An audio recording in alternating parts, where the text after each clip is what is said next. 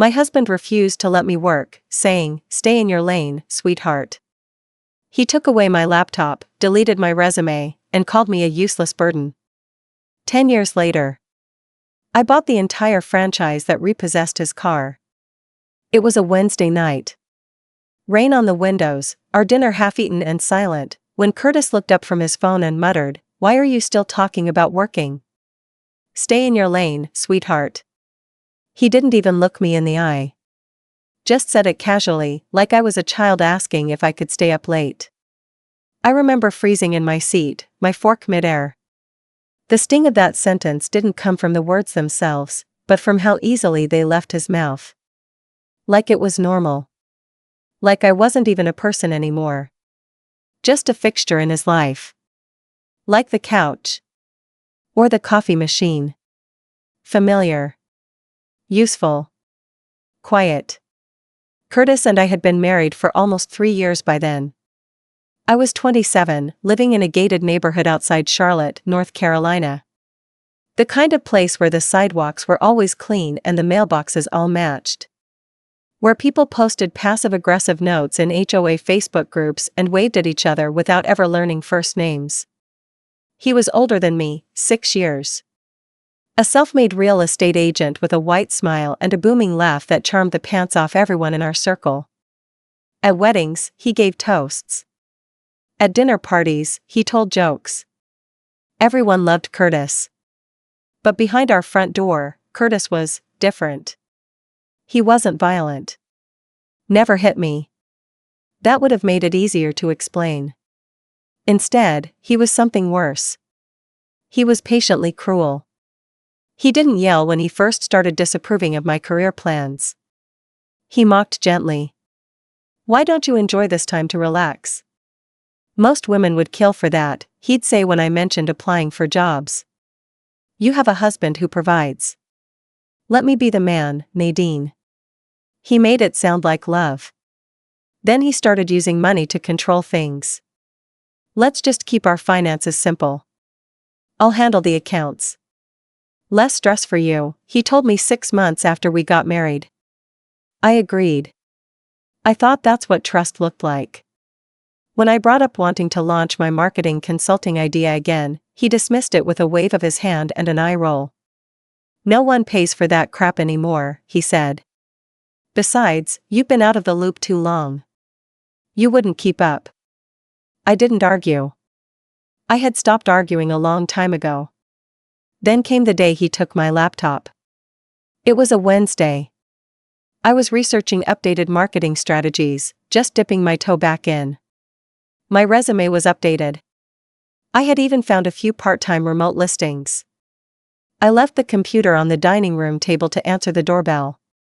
When I came back, it was gone. Gone. I found him in the living room, watching TV. "My laptop?" I asked, already feeling sick. He didn't even glance up. "Oh, I trashed it. You were wasting time on it." I laughed. That awkward, nervous kind of laugh, like maybe I misunderstood him. "What?" "You heard me," he said. "I deleted that resume too. Honestly, Nadine, you're starting to embarrass yourself. You don't need to be out here pretending you're someone you're not. Be realistic." He turned the volume up. "Then, don't make this a thing. You should be grateful. You don't even realize how good you have it." I remember walking into the kitchen after that. I stared at the fridge, but I couldn't open it. I didn't know what I needed anymore. Food? A drink? An escape route? That night, lying next to him, my chest felt like it was caving in. I stared at the ceiling for hours. I thought about the girl I used to be, the one who graduated magna cum laude, who got into 3 competitive marketing internships, who had offers lined up. Where had she gone? Curtis had convinced me I was lucky to be kept. That working was some punishment I'd avoided. That his support was a gift. I stayed because I was afraid. Afraid I was too far behind. That no one would take me seriously. That if I left, I'd have nothing. I had no savings. No friends nearby. My family was supportive, but distant. Then my aunt, Maureen, passed away. We weren't close. She was my mom's older sister, and I saw her maybe twice a year. But she had no kids of her own, and in her will, she left me $16,000. Curtis scoffed when the check came in. What are you gonna do with that? Open a lemonade stand, he joked, laughing. But I didn't laugh. I said, yeah. Maybe I will. That night, I opened a secret bank account. And slowly, I began building a secret life. No one knew. Not my sister. Not my neighbors. Not even my best friend from college, Zara. I took $500 and bought a refurbished laptop. Paid in cash. I downloaded free courses. Read forums. Joined private groups. I worked at night while Curtis snored in the next room, headphones in so I wouldn't wake him. It was like being born again. I set up a basic site using a fake name, N.J. Blake. I chose that name because it sounded neutral and professional. My first gig was a small email campaign for a candle shop in Portland. I made $75. I cried when the payment hit. Over the next year, I kept going. Copywriting, digital ads, marketing strategy. I said yes to everything and worked twice as hard. Curtis still thought I spent my time baking or watching crime dramas while he was out networking. He had no idea I was building an empire in the margins of my life. By year 3 of my secret business, I had cleared $42,000, all under my fake name. Enough to breathe. Enough to leave. And then Curtis' empire began to crack. It started with one failed real estate deal. Then another. He wouldn't adapt to digital trends, hated the idea of personal branding, and refused to listen to advice. His ego couldn't take it. He lost one rental property, then 2. Finally, his own office lease got pulled. He got bitter. Meaner. The power dynamic had started to shift, and he felt it, even if he didn't know why. He'd mutter things under his breath. Maybe you should have been working. Maybe we'd be better off. But he still didn't believe I was capable of anything. One night, he was angry because his car lease got denied for renewal. They said my debt-to-income ratio is too high, he snapped. I just sipped my tea. He looked up. What are you smiling at? Nothing, I said, calmly. Absolutely nothing. But in my head? I was already planning the exit. I had an LLC, a business name, a portfolio, and a real income. I spoke at 2 online conferences. I had mentorship requests coming in. My fake identity had grown into a real reputation. So when the timing was right, I left. Packed 2 suitcases while he was at a golf tournament. Left a divorce packet on the counter with a business card clipped to the front. On the card, Nadine J. Blake, marketing consultant. He tried to call. Then texted. Left a voicemail, you're making a huge mistake. But I knew better. What he didn't know was that I'd already been living without him for years. Leaving was terrifying. Not because I missed him. I didn't. I was terrified of what came next, being out in the open. No more hiding behind initials. No more fake profile pictures or fake Zoom backgrounds. For years, my power came from being invisible. Now, I had to claim it. I moved into a small apartment in Midtown Atlanta. 1 bedroom, paper-thin walls, water stains on the ceiling. But it was mine. Every inch of it. My first real space since college. I slept on a mattress on the floor for the first month and used a folding table as a desk. And I worked. From 6 a.m. to 9 p.m. most days. Some clients followed me from the N.J. Blake days, and some I had to win over with my real name. I wrote proposals, filmed video pitches, started sharing my story in small doses online. People didn't just like it, they resonated with it. One of my early clients in Atlanta was a boutique wellness brand run by a single mom. We had coffee after our first successful campaign, and she said something I'll never forget. "You're dangerous," she said with a smile. "You know what silence sounds like, and you know how to survive it. People like you change industries." I didn't feel like that person yet. But I was getting there. By the end of my second year on my own, I had made 6 figures. That still feels insane to say out loud. I had my own team, 2 contractors who worked remotely and handled design and admin. I rented a proper office and a co-working space, then upgraded to a small suite with my name on the glass door. Blake Strategy Company.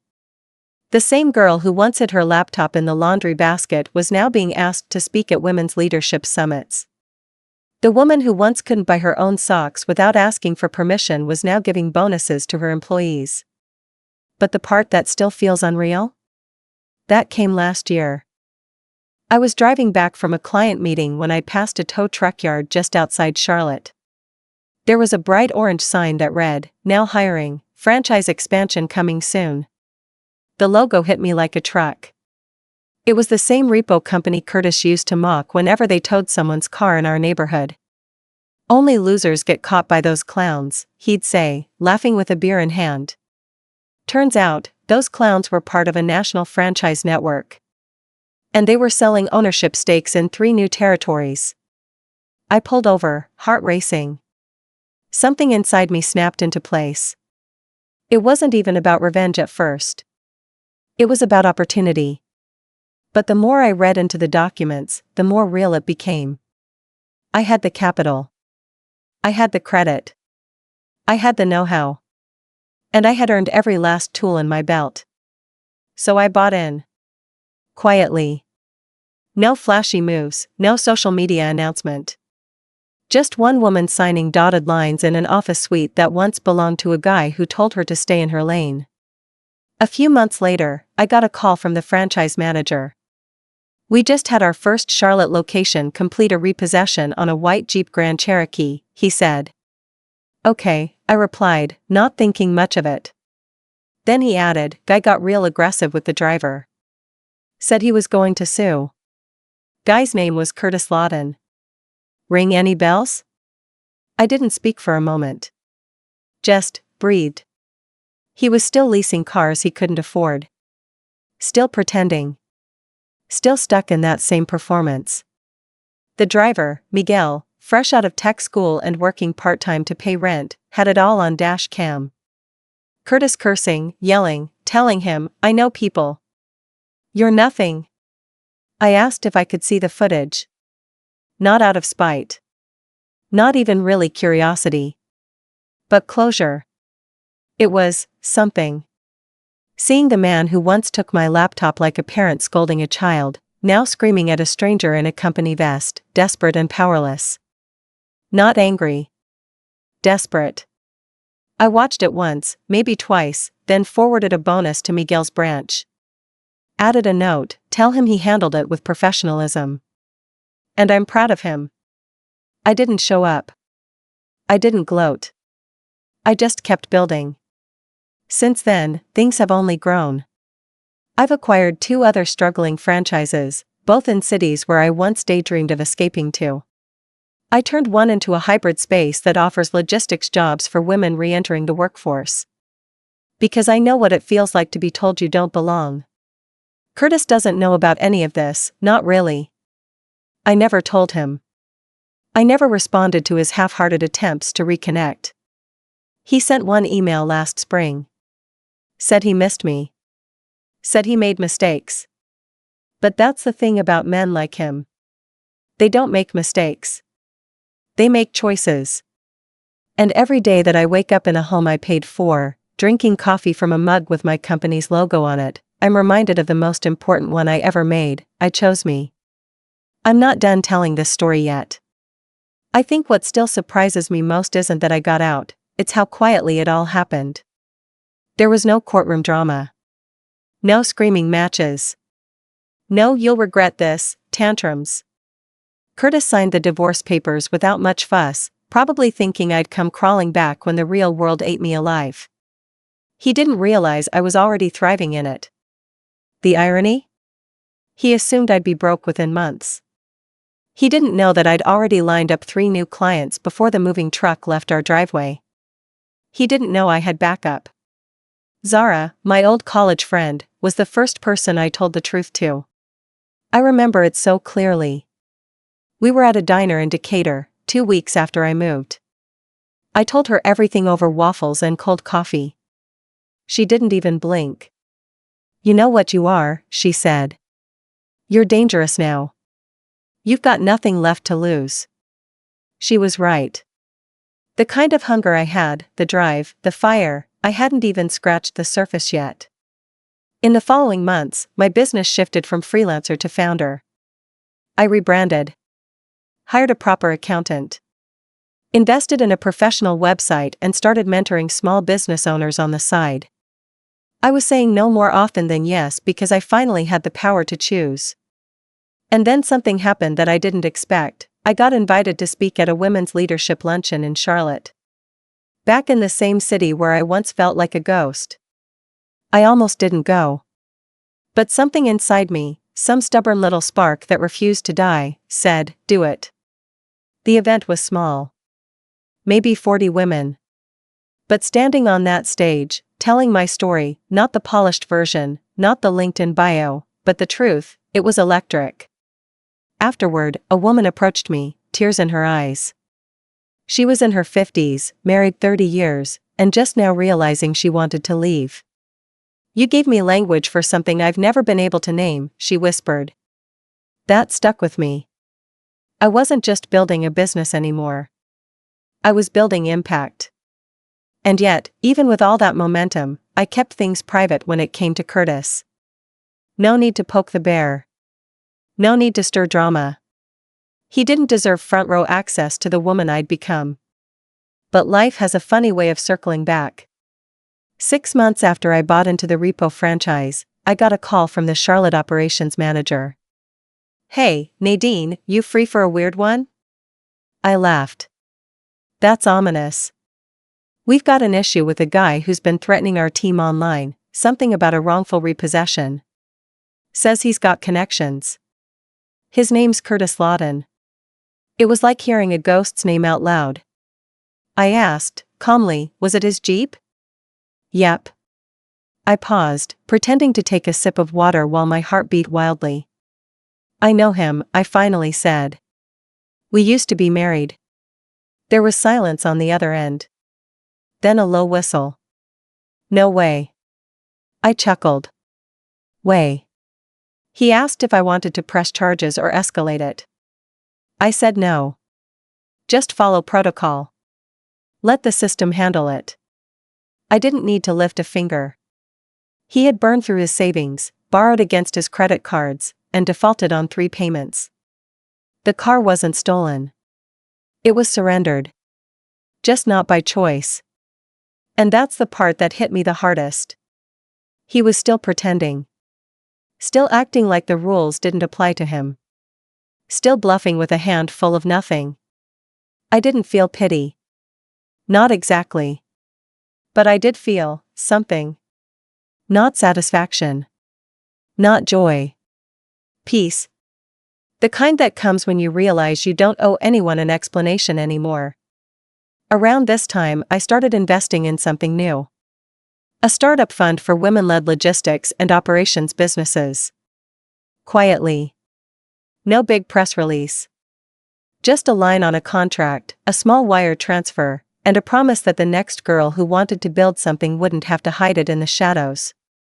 And I'll tell you, that was the real revenge. Not the car.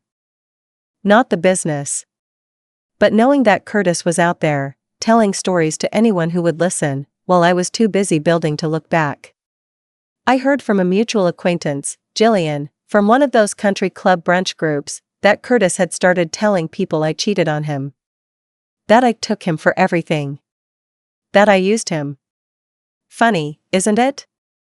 For a man who once told me I was a burden, now suddenly I was the one who used him. I didn't bother correcting her. I just smiled and said, "People believe what they need to." But inside? Inside, I was already 15 steps ahead. The next time I heard his name was through LinkedIn. He'd added me. I didn't accept. He messaged instead, "You look great. I always believed in you. Maybe we could catch up sometime?" I stared at the screen for a long time. There was a version of me, somewhere in the past, who would have responded. Maybe out of guilt. Maybe out of habit. Maybe just to prove I was doing okay. But that woman was long gone. Instead, I deleted the request. Then, without even thinking twice, I opened my task list, added a new note under Q4 goals, expand franchise territory into Western North Carolina. Because while he was busy trying to reclaim a past that never really existed, I was already mapping the future. And I wasn't looking back. The expansion into Western North Carolina came faster than I expected.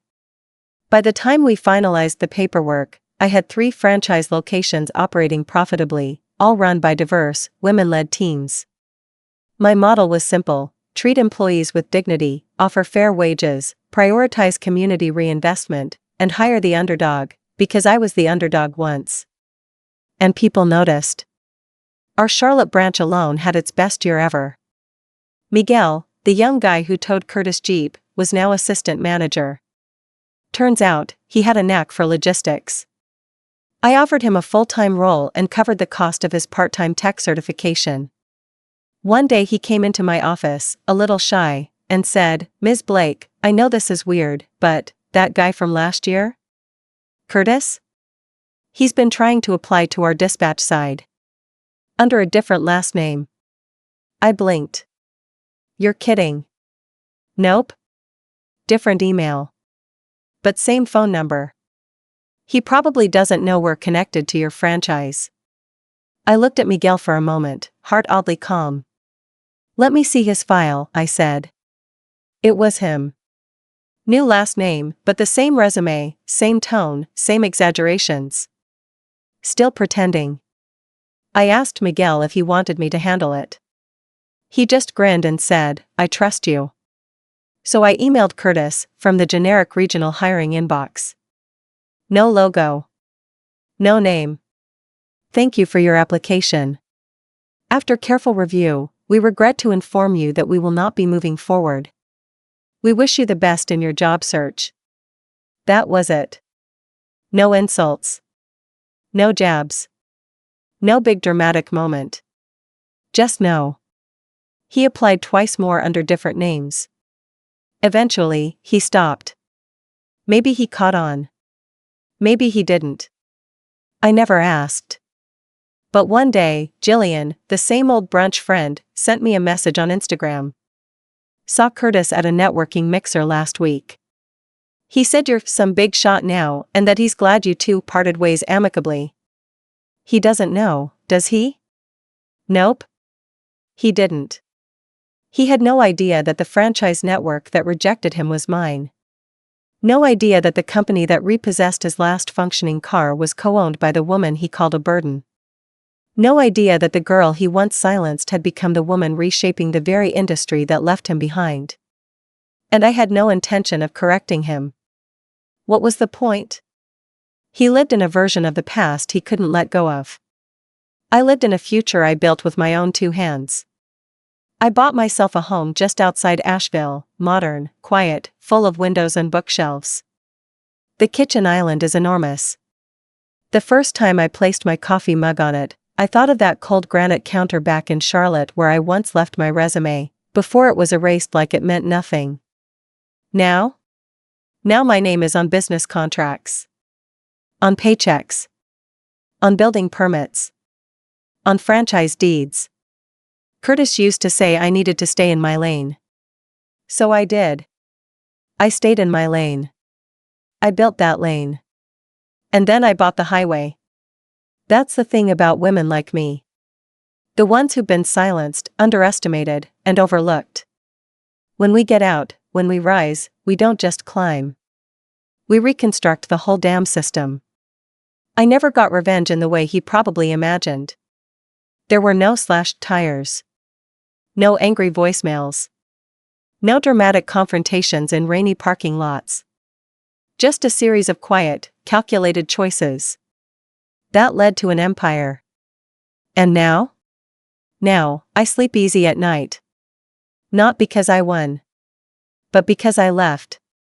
And never looked back.